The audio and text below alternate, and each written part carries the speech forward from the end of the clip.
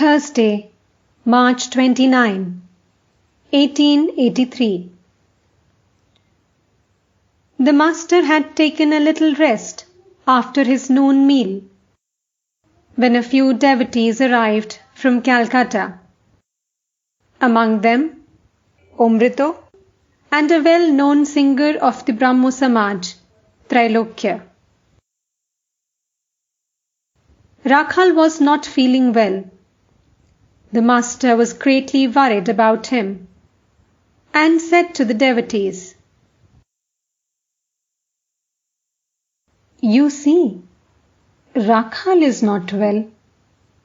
Will soda water help him? What am I to do now? Rakhal, please take the prasad from the Jagannath temple."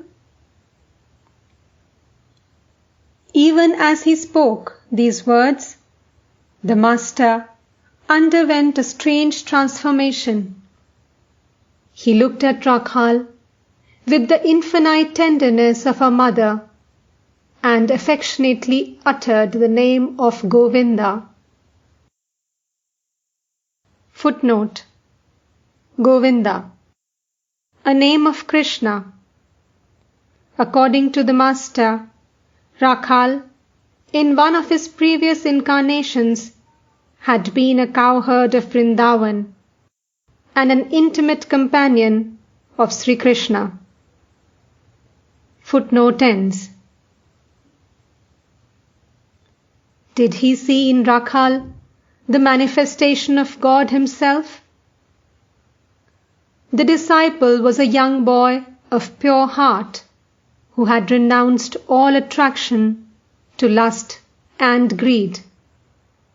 And Sri Ramakrishna was intoxicated day and night with the love of God. At the sight of Rakhal, his eyes expressed the tender feelings of a mother, a love like that which had filled the heart of Mother Yashoda at the sight of the baby Krishna. The devotees gazed at the master in wonder as he went into deep samadhi.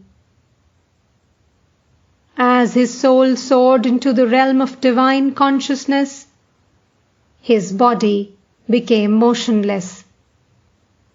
His eyes were fixed on the tip of his nose, and his breathing almost ceased.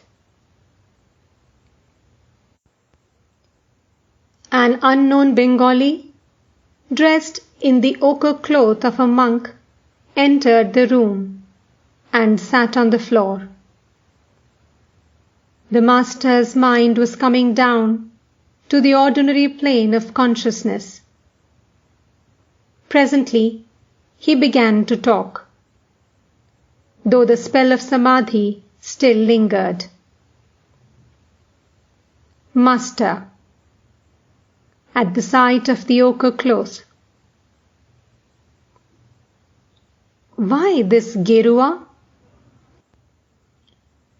Should one put on such a thing for a mere fancy?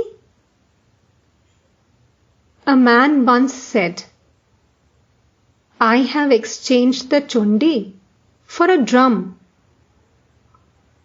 At first, he used to sing the holy songs of the chundi.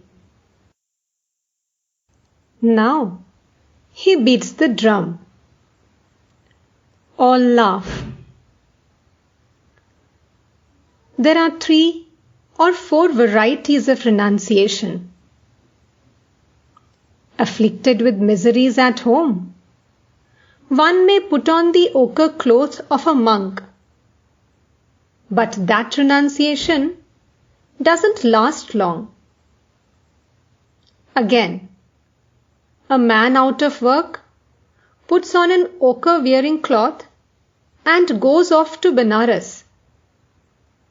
After 3 months, he writes home, "I have a job here. I shall come home in a few days." Don't worry about me. Again, a man may have everything he wants. He lacks nothing. Yet, he does not enjoy his possessions. He weeps for God alone. That is real renunciation. No lie of any sort is good. A false garb, even though a holy one, is not good. If the outer garb does not correspond to the inner thought, it gradually begins ruin. Uttering false words or doing false deeds, one gradually loses all fear. Far better is the white cloth of a householder. Attachment to worldliness, occasional lapses from the ideal, and an outer garb of Gerua? How dreadful! It is not proper for a righteous person to tell a lie or do something false, even in a dramatic performance. Once, I went to Keshav's house to see the performance of a play called Navavrindavan. They brought something on the stage which they called the cross. Another actor sprinkled water, which they said was the water of peace.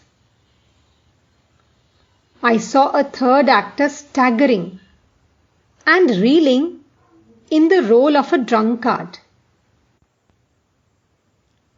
A Brahmo devotee. It was K. Master. It is not good for a devotee to play such parts. It is bad for the mind to dwell on such subjects for a long while.